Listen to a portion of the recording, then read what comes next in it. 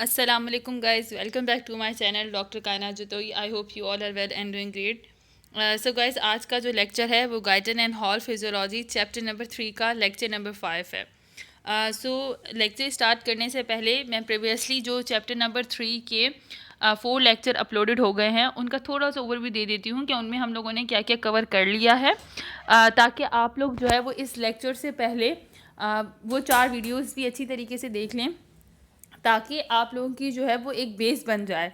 और फिर जब आप वो चारों वीडियोस देख लेंगे तो उसके बाद आप इस लेक्चर को दोबारा से सुनेंगे, तो उसकी वजह से आपको ये लेक्चर और ज़्यादा फ्लो में समझ आएगा. सो स्टार्ट करते हैं. हमारा चैप्टर है genetic control of protein synthesis, cell function and cell reproduction. Guyton का ये चैप्टर बहुत ही ज़्यादा इंपॉर्टेंट है, क्योंकि एज अ मेडिकल स्टूडेंट आप लोगों को प्रोटीन सिंथेसिस के बारे में पता होना चाहिए. जेनेटिक कंट्रोल सिस्टम क्या है प्रोटीन का, डीएनए, आरएनए, इन तमाम चीज़ों के बारे में आपको जो है वो इन्फॉर्मेशन होनी चाहिए. तो इस वजह से इस पूरे चैप्टर को अच्छे तरीके से कवर कीजिएगा, और मैं साथ साथ वीडियोस अपलोड करती जाऊंगी तो वो आप लोगों के लिए और ज़्यादा हेल्पफुल रहेगा. सो हमने जो प्रीवियस लेक्चर्स में डिस्कस किया था उसमें हमने इंट्रोडक्शन पूरा कर लिया है. ठीक है, इस चार्ट को भी मैंने आप लोगों को ओवरव्यू दे दिया उन लेक्चर्स में. उसके अलावा आरएनए के बारे में सारी चीज़ें जितनी भी इंफॉर्मेशन थी वो डिस्कस हुई थी. फिर बेसिक क्या अप्रॉक्सीमेशंस वगैरह की जो वैल्यूज़ दी गई थी डीएनए और आरएनए के बारे में, जो भी आपको इन्फॉर्मेशन थी स्टार्टिंग में जीन से रिलेटेड, वो सारी चीज़ें हो गई थी. फिर उसके क्या फंक्शंस थे, ठीक है, वो हम लोगों ने बता दिए थे.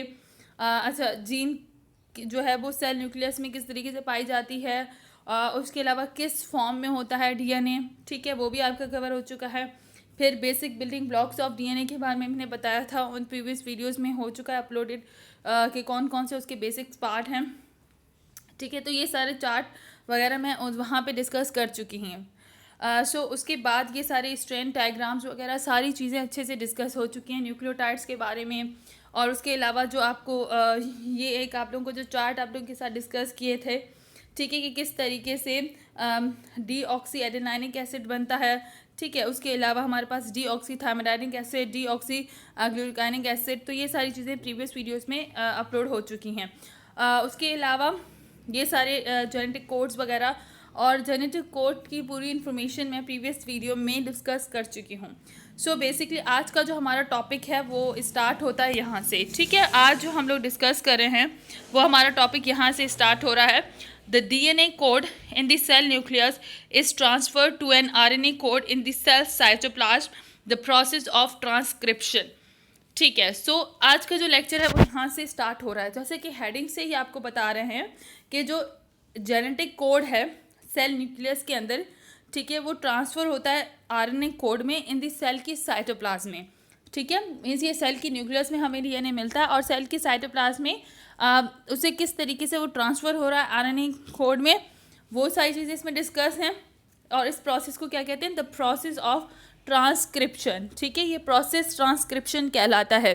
बार बार आप लोगों ने ये बात सुनी होगी. मैं एक बार आपको चार्ट दिखा देती हूँ कि प्रोटीन की सिंथेसिस में, मैं आप लोगों को दिखाती हूँ, प्रीवियस वीडियोस में भी डिस्कस हो चुका है. वेट, यहीं पे है.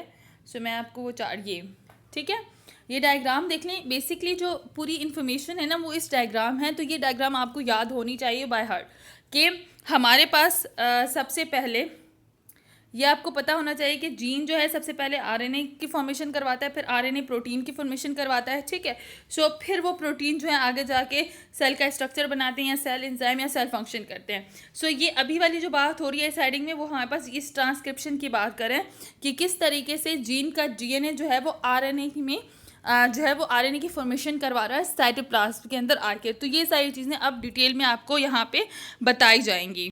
सो स्टार्ट करते हैं. Because the DNA is located in the nucleus of the cell, yet most of the functions of the cells are carried out in the cytoplasm, there must be some means for the DNA genes of the nucleus to control the chemical reactions of the cytoplasm. So यहाँ पे वही बात हो रही है कि DNA जो है वो सेल के न्यूक्लियस में पाया जाता है, लेकिन जो हमारे पास डीएनए से आरएनए की फॉर्मेशन का जो काम होता है, जो रिएक्शन हो रहा होता है, वो सारा सेल के साइटोप्लाज्म में हो रहा होता है. ठीक है, वो सारे फंक्शंस कहाँ पे हो रहे होते हैं, सेल के साइटोप्लाज्म में हो रहे होते हैं।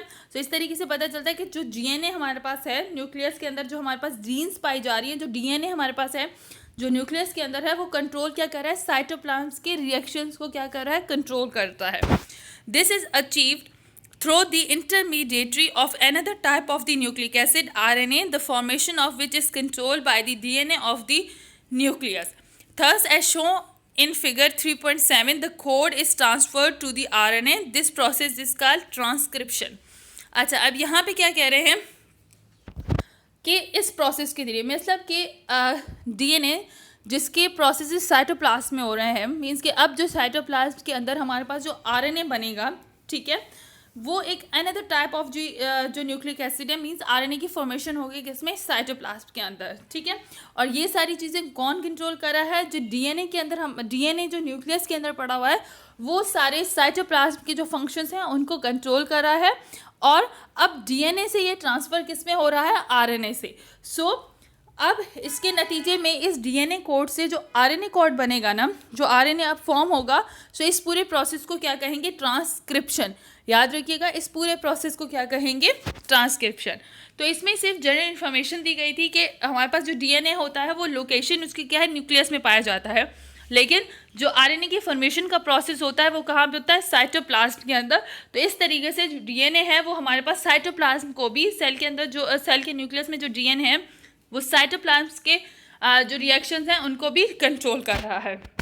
और इस पूरे प्रोसेस को क्या कह रहे हैं, transcription. The RNA in turn diffuse from the nucleus through the nuclear spores into the cytoplasmic compartment where it control protein synthesis. अब ये RNA जो है वो न्यूक्लियस से डिफ्यूज़ हो जाएगा, ठीक है, और साइटोप्लाज्मिक कंपार्टमेंट से, और फिर आगे चल के कंट्रोल करेगा प्रोटीन की सिंथेसिस को, ठीक है। सो ये फिर क्या करेगा, कंट्रोल, हमारे पास प्रोटीन की सिंथेसिस को यहाँ पे ये कंट्रोल कर रहा है। अब ये पूरी डायग्राम आपको याद होनी चाहिए, ठीक है। ये न्यूक्लियस था, ठीक है, ये हमारे पास डीएनए है। अब ये डीएनए से कहाँ पे, आरएनए में कन्वर्ट हुआ। अब ये आरएनए जो है वो साइटोसोल में आ गया। अब फर्दर यहाँ पे प्रोटीन के पूरे रिएक्शंस करेगा, ठीक है। जो भी प्रोटीन्स की सिंथेसिस के रिएक्शंस होंगे वो सारे अब कहाँ पे होंगे, साइटोप्लाज्म के अंदर। पूरे जो रिमेनिंग हमारे पास प्रोसेस हो रहे हैं वो सारे यहीं पे हो रहे हैं। आगे चलते हैं, सिंथेसिस ऑफ आरएनए। अच्छा, ये डायग्राम आप लोगों को याद होनी चाहिए एटलीस्ट, जब भी प्रोटीन की फॉर्मेशन का आपके ऊपर जो है वो क्वेश्चन आए तो आप इसको अच्छे से ये डायग्राम बना देते हैं। ये वाली भले ना बनाएं, ठीक है, अगर कॉम्प्लिकेटेड लग रही है, और लेकिन अगर ये फ्लो चार्ट आप लोग बना लेते हैं तो आप लोगों के लिए बहुत ईजी रहेगा। Synthesis of RNA. During synthesis of RNA, the two strands of DNA molecules separate temporarily. One of these strands is used as a template for the synthesis of the RNA molecule. अब जब भी RNA की synthesis हो रही होती है तो जो DNA स्ट्रैंड होता है वो सबसे पहले क्या होगा, स्प्लिट होगा। प्रीवियस लेक्चर में डिटेल से मैं आपको बता चुकी हूँ कि अब DNA की जो दो स्ट्रैंड्स हैं, ठीक है, उनमें से एक स्ट्रैंड जो है वो, मतलब ये आपस में टेम्पररी, ये दोनों स्ट्रैंड आपस में सेपरेट हो जाएंगे, और जो इनमें से एक स्ट्रैंड होगा वो अब आरएनए मॉलिक्यूल को बनाने के लिए उसकी सिंथेसिस में यूज होगा, ठीक है। The code in the DNA causes formation of complementary code called codons in the RNA. These codon in turn which control the sequence of amino acid in a protein to be synthesized in the set cytoplasm. अब क्या होगा कि वो जो DNA के cause मतलब triplet है, हमारे पास एक स्ट्रैंड डीएनए का अब आया है, ठीक है, डीएनए के दो स्ट्रैंड थे, दोनों सेपरेट हुए, उन दोनों के दरमियान सेपरेशन हुई। अब जो एक स्ट्रैंड जो अब आगे चल के अब वो दोनों आपस में, मतलब अब आरएनए की सिंथेसिस स्टार्ट हो जाएगी। सो वो दोनों स्प्लिट हुए हैं, उसके बाद अब वहाँ पे आके न्यू कोड लगेंगे, ठीक है, न्यू कोड लगेंगे। अब वो जब कोड आएंगे, ट्रिपलेट्स आएंगे, कोडॉन्स आएंगे, ठीक है, तो वो हमारे पास आरएनए का पूरा टेम्पलेट बनाएंगे। दीज कोडॉन इन टर्न, अब ये कोडॉन क्या करेंगे कि यही कोडॉन जो है वो प्रोटीन की सिंथेसिस को साइटोप्लाज्म के अंदर कंट्रोल करेंगे, क्योंकि इन्हीं कोडॉन्स के ऊपर दूसरे एंटीकोडॉन्स आएंगे और फिर प्रोटीन का जो अमाइनो एसिड्स का चेन है वो इस तरीके से बनता रहेगा, ठीक है। मैं आपको डायग्राम से समझाती हूँ। यहाँ पे देखिए, ये हमारे पास डीएनए के दो स्ट्रैंड है, ठीक है। अब ये डीएनए के स्ट्रैंड क्या हुआ, आपस में स्प्लिट हुए हैं, ठीक है। अब ये डीएनए के जो स्ट्रैंड आपस में स्प्लिट हुए हैं, यहाँ से फिलहाल मैं आपको समझाने के लिए एग्जांपल दे रही हूँ, ठीक है। तो यहाँ से ये आपस में स्प्लिट हुए हैं। अब ये आरएनए के मॉलिक्यूल्स हैं, ठीक है। अब इनके ऊपर जो है वो दूसरे कोड्स आके लग गए हैं, तो अब ये दोबारा से दूसरे कोड्स आके लग गए हैं और इस तरीके से ये अपनी आरएनए की एक चेन बनाएंगे, ठीक है। तो ये चीज़ आपको समझा रहे हैं कि ये स्प्लिट हो, आरएनए के दोनों, डीएनए के दोनों स्ट्रैंड स्प्लिट हो गए और प्रीवियस वाला जो स्ट्रैंड था प्रीवियस डीएनए का वो यूज़ होगा और उसके साथ अब इस तरीके से कोड बनते जाएंगे, ठीक है। तो अब इस तरीके से क्या होगा कि आरएनए के मॉलिक्यूल्स जो हैं वो बनना स्टार्ट हो जाएंगे। Basic building blocks of RNA. The basic building blocks of RNA are almost the same of these of DNA, except for two difference. First, the sugar deoxyribose is not used in the formation of RNA. In its place is another sugar of slightly different composition, ribose, containing an extra hydroxyl ion appended to the ribosome ring structures. Second, thymine is replaced by another pyrimidine uracil.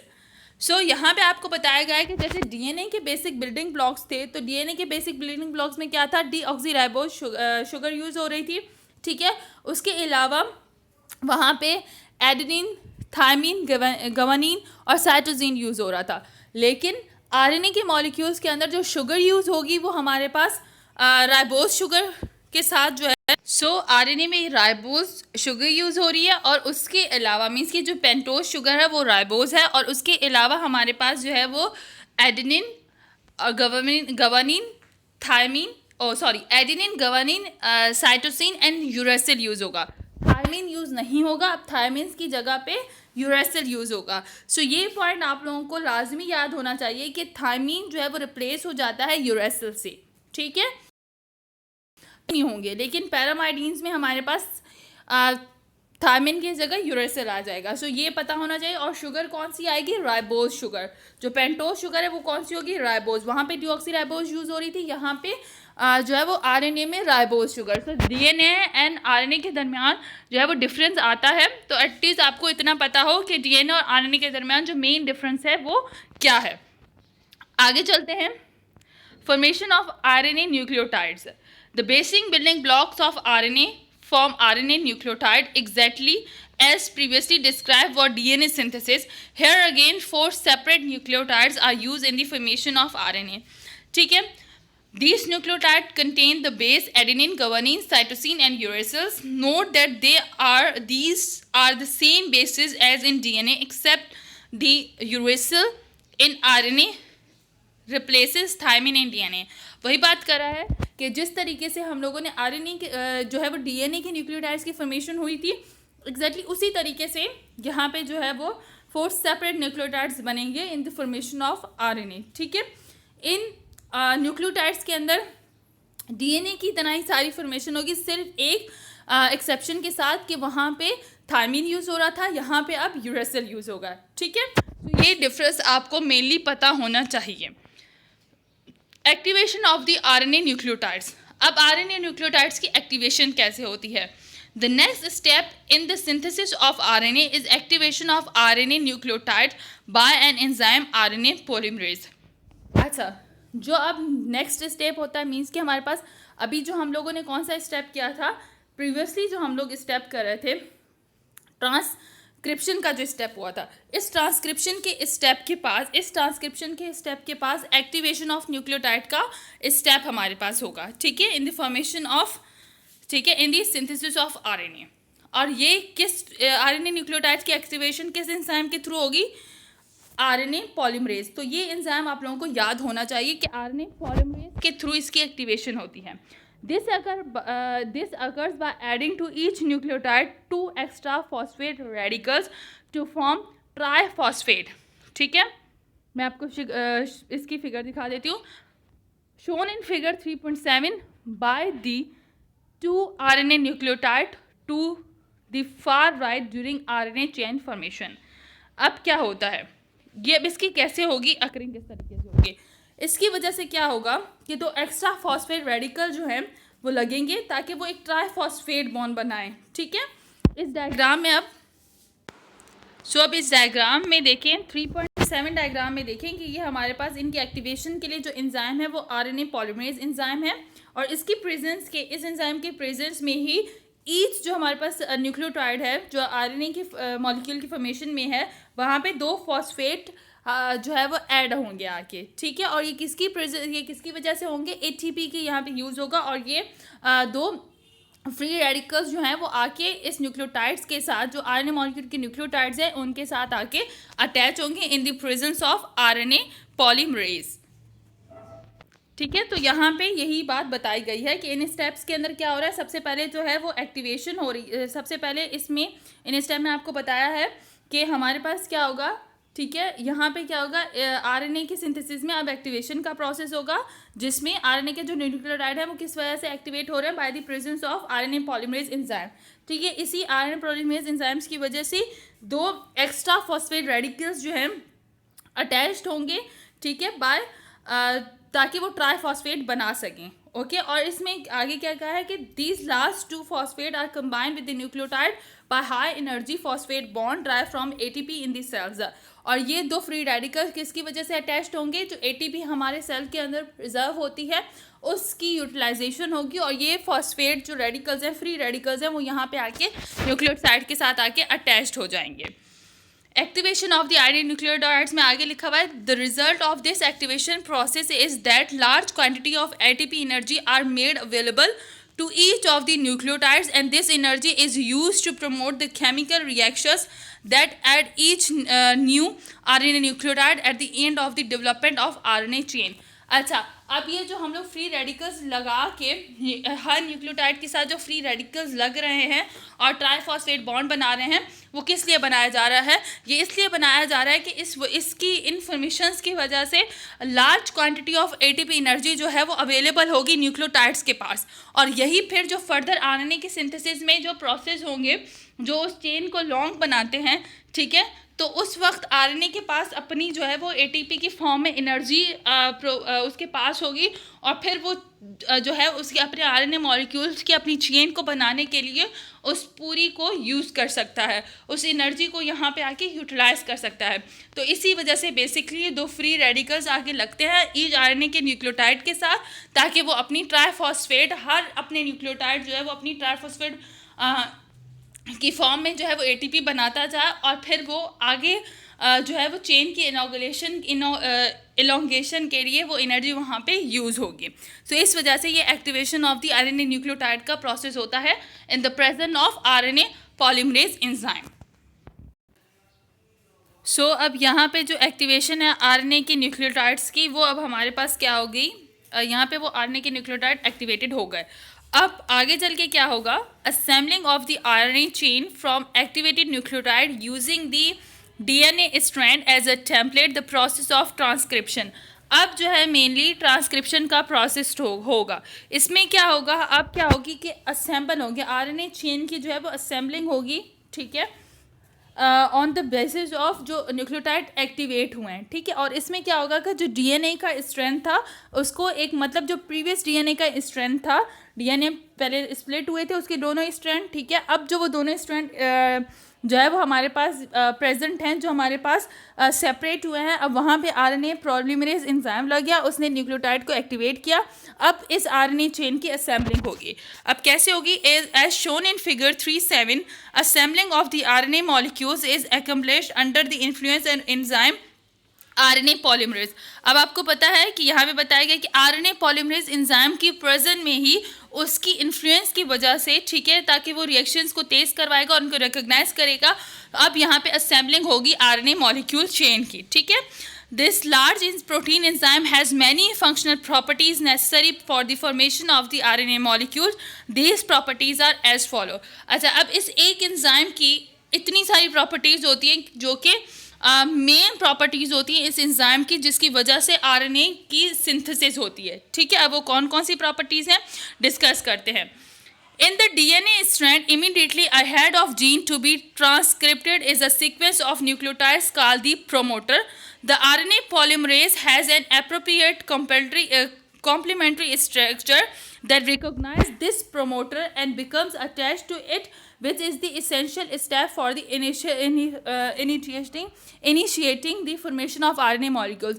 अब जैसे ही RNA molecules जो है, मतलब जैसे ही DNA की जो strength है वो सेपरेट हुए हैं, जिस तरीके से अब वो जैसे ही डीएनए के जो है स्ट्रेंथ क्या होते हैं कि हमारे पास जैसे ही वो सेपरेट होते हैं तो वहाँ पे आके आरएनए पॉलीमरेज अटैच हो जाता है, ठीक है। तो ये सिर्फ प्रोमोटर के तौर पर काम करता है, ठीक है, कॉल द प्रोमोटर। अब क्या होता है कि उन प्रोमोटर के साथ मीन्स के इमीडिएट तो उन मतलब वहाँ पे उनको रिकोगनाइज करता है आरएनए पॉलीमरेज एंजाइम्स। अब आपको पता चल गया है कि ये प्रोमोटर है, मीन्स कि ये डीएनए की जो स्ट्रैंड है जहाँ पे ये टूटा है, ठीक है, जहाँ पे सीक्वेंस ऑफ न्यूक्लियोटाइड्स हैं, सीक्वेंसेस ऑफ न्यूक्लियोटाइड्स लगी हुई है, ठीक है, वहाँ पे ये क्या होगा, आरएनए पॉलीमरेज आके अटैच्ड हो जाएगा और उसको रिकोगनाइज करेगा और अब उसे पता चल जाएगा कि यहाँ पे आरएनए की जो चेन है उसको हम लोगों ने क्या करना है, आगे चल के इसको असेंबल करना है मैंने। Second, after the RNA polymerase attached to the promoter, the polymerase cause unwinding of about 2 turns of the DNA helix and separate of the unbound portion of the 2 strands. अच्छा, अब क्या करता है, जैसे ही RNA polymerase, ठीक है, attached होगा उन प्रोमोटर साइट के साथ, ठीक है, जहाँ पे डीएनए की कि यहाँ पे अब उसके पूरे जो डीएनए के स्ट्रैंड है उनको मुझे सेपरेट करना है और आगे जो है मुझे आरएनए की चेन बनानी है। तो ये पॉलीमरेज एंजाइम क्या करेगा, डीएनए का क्योंकि डबल हेलिक्स स्ट्रक्चर होता है तो उसकी अनवाइंडिंग करेगा दोनों डीएनए के हेलिक्स की प्रॉपर्ली, ठीक है, और उसको सेपरेट कर देगा दो डिफरेंट स्टेप्स में, दो डिफरेंट सेपरेट स्ट्रैंड्स में, ठीक है। थर्ड प्रॉपर्टी क्या है, the polymerase that move along the DNA strand temporarily unwinding and separating the 2 DNA strand at each stage of its movement. As it moves along at each strand, it adds a new activated RNA nucleotide to the end of a newly formed. अब ये RNA polymerase जैसे जैसे आगे move करता जाएगा तो वो उसके पूरे हेलिक्स स्ट्रक्चर्स को जो है वो अनबाउंड करता जाएगा और जितनी लेंथी वो डीएनए की जो है वो स्ट्रैंड है, जो अटैचमेंट हुई है, जो स्ट्रैंड है, उतनी ही जो है वो आगे तक वो क्या करेगा कि प्रीवियसली जो भी चेन आ रही है डीएनए की उसको सेपरेट करता जाएगा और न्यू फॉर्मेशन आरएनए मॉलिक्यूल की करवाता जाएगा ऐड करके दूसरे न्यूक्लियोटाइड्स को। RNA chain through the following step, किन स्टेप्स के साथ अब वो डिस्क्राइब करेंगे कैसे फिर वो आरएनए की फॉर्मेशन करवाएगा, ठीक है। मतलब जैसे जैसे ये देखो अब 2 चेन्स आ रही हैं, ठीक है, यहाँ पे देखो यूँ 2 चेन्स हैं, अब यहाँ पे एंजाइम आके लग गया, ये चेन तो बहुत बड़ी है, ये एंजाइम आगे यहाँ पे लगा, इसने पूरा पहले यहाँ तक सेपरेट कर दिया, ठीक है, फिर आगे वाली जो चेन है उसको भी सेपरेट करता है कि आगे आगे जैसे बढ़ता जाएगा आरएनए की पूरी चेन को क्या करता जाएगा, ये सेपरेट डीएनए की पूरी चेन को ये सेपरेट करता जाएगा और आरएनए की चेन की फॉर्मेशन करवाता जाएगा। अब वो फॉर्मेशन किस तरीके से करवाएगा वो बताया है। First is cause a hydrogen bond to form between the end bases of the DNA strand and the base of RNA nucleotide in the nucleoplasm. सबसे पहले क्या करेगा कि ये हाइड्रोजन बॉन्डिंग बनाएगा, ठीक है, बिटवीन डीएनए स्ट्रैंड और आरएनए के जो न्यूक्लियोटाइड है न्यूक्लियोप्लाज्म के अंदर, उनके दरमियान जो डिफरेंट न्यूक्लियोप्लाज्म के अंदर आरएनए के न्यूक्लियोटाइड फ्री घूम रहे हैं उनके साथ मिलके हाइड्रोजन बॉन्डिंग बनाएगा, ठीक है। उसके बाद क्या करेगा, then at one time the RNA polymerase breaks 2 of the 3 phosphate radicals away from each of these RNA nucleotide, liberating large amount of energy from the broken high energy phosphate bond. This energy is used to cause covalent linkage of the remaining phosphate on the nucleotide with the ribose on the end of the growing RNA chain. अच्छा, अब उसके बाद क्या करेगा, जब जो nucleoplasm के हमारे पास न्यूक्लियोटाइड थे उनको आरएनए की मतलब उनको जब अटैच कर देता है डीएनए के स्ट्रैंड के साथ, उसके बाद क्या करता है आरएनए पॉलीमरेज क्या करता है कि जो वो फॉस्फेट की फॉर्म में प्रीवियसली जो वो फॉस्फेट की एनर्जी बना के आया था, 2 फ्री रेडिकल्स को एक फॉस्फेट न्यूक्लियोटाइड के फॉस्फेट के साथ अटैच करके जो एक ट्राईफॉस्फेट बॉन्ड बनाता था, अब उस बॉन्ड को तोड़ देगा, ठीक है, और वहाँ से जो एनर्जी यूज़ होगी, मतलब वहाँ से जो एनर्जी उसे मिलेगी उसको कहाँ पे यूज़ कर देगा, कोवलेंट लिंकेज बना देगा, उस एनर्जी को यूज़ करके जो रिमेनिंग फॉस्फेट था न्यूक्लियोटाइड का उसके साथ उसकी कोवलेंट जो है वो लिंकेज कोवलेंट बॉन्ड की फॉर्मेशन कर देगा। See when the RNA polymerase reach the end of the DNA chain, it encounters a new sequence of DNA nucleotide called the chain terminating sequence. which causes the polymerase and the newly formed RNA chain to break away from the TNA strand. The polymerase then can be used again and again to form still more new RNA chains. अब क्या होगा, जब RNA polymerase जो है DNA की gene के आखिरी point तक पहुंच जाएगा, तो फिर वो डीएनए के उस न्यूक्लियोटाइड्स को जो है वो चेन टर्मिनेटिंग, मतलब अब उस वहाँ जब जाएगा, पूरी एक डीएनए की चेन थी, ठीक है, लास्ट न्यूक्लियोटाइड तक पहुँच गया और वहाँ पे उसने आरएनए की पूरी फॉर्मेशन कर दी, तो उसके बाद वो उसका चेन टर्मिनेटिंग सीक्वेंस होगा. अब वो उस पूरी स्ट्रैंड को जो है वो डीएनए से बिल्कुल जो है वो सेपरेट कर देगा. ठीक है, इस तरीके से हमारे पास आरएनए की चेन जो मिल जाएगी. अब इस आरएनए की चेन में हमारे पास एक पुरानी डीएनए की चेन थी और एक न्यू आरएनए की चेन फॉर्म हुई है, जिसमें हमारे पास थायमिन की जगह क्या था, यूरेसिल था. ठीक है, अब ये जो पॉलीमरेज है, अब ये पॉलीमरेज इस रिएक्शन के बाद या तो एक और रिएक्शन इसी तरीके का डीएनए की फॉर्मेशन का स्टार्ट कर सकता है, ठीक है, और दोबारा से आरएनए की ऐसी चेन स्टार्ट कर सकता है. तो लास्ट स्टेप क्या होगा यहाँ पे, टर्मिनेटिंग सीक्वेंस स्टेप जो है वो यहाँ पे यूज हो रहा है. ठीक है, उसके बाद क्या है, the as a new RNA strand is formed, its weak hydrogen bond with the DNA template break away because the DNA has a highly affinity for rebounding with its complementary DNA strand. Thus, the RNA changes force away from the DNA and is released into the nucleoplasm. अब क्या होगा कि जो new RNA strand है ना, उसकी DNA के साथ जो है वो बहुत वीक हाइड्रोजन बॉन्डिंग होगी. ठीक है, क्या होगा, टेम्पलेट जो है वो ब्रेक अवे हो जाएंगे DNA के. ठीक है, क्योंकि डीएनए के बाद दोबारा से रीबॉन्डिंग प्रॉपर्टी होती है, ऐसा ना हो कि फिर वो दूसरी डीएनए स्ट्रैंड के साथ मिलके दोबारा से डीएनए की फॉर्मेशन कर दे. तो अब ये चेन जो है वो आपस में सेपरेट हो जाएंगी. अब ये आरएनए की जो चेन है वो कहाँ पे चली जाएगी, न्यूक्लियोप्लाज्म के अंदर चली जाएगी.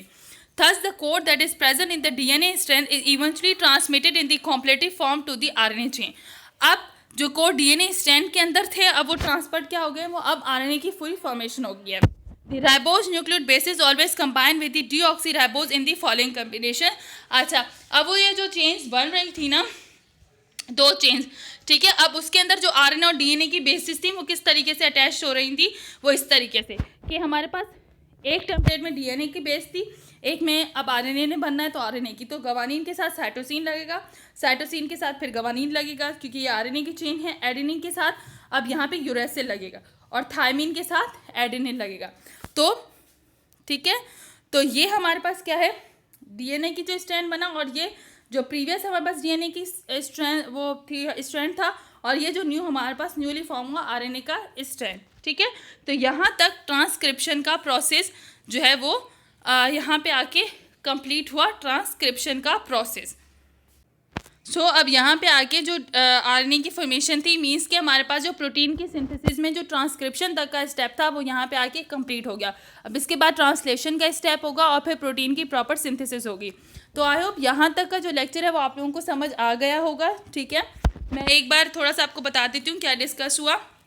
सो इस लेक्चर में बेसिकली हम लोगों ने यहाँ से डिस्कशन स्टार्ट की थी, यहाँ से. ठीक है, सो डीएनए जो प्रोसेस था ट्रांसक्रिप्शन का, उसके बारे में हम लोगों ने पढ़ा. ठीक है, कि डीएनए और आरएनए में मेन फ़र्क क्या होता है और फिर ये प्रोसेस कहाँ पे होता है, सेल के साइटोप्लाज्म और न्यूक्लियस में क्या क्या इनके रिएक्शंस होते हैं, वो पढ़े हम लोगों ने. ठीक है, सो यहाँ तक हमारे पास ये वाला स्टेप जो है वो कंप्लीट हो गया. मीन्स कि आरएनए की फॉर्मेशन जो है हमारे पास यहाँ पे हमने कंप्लीट कर लिया.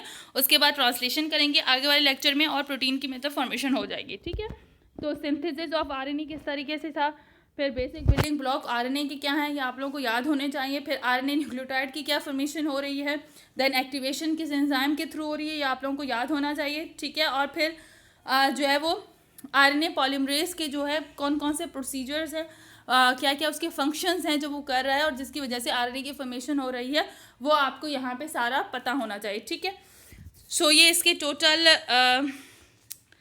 टोटल इसके 3 फंक्शंस हैं. ठीक है, और 3 जो लास्ट वाला फंक्शन है उसमें जो है वो ABCD करके डिफाइन किए गए हैं.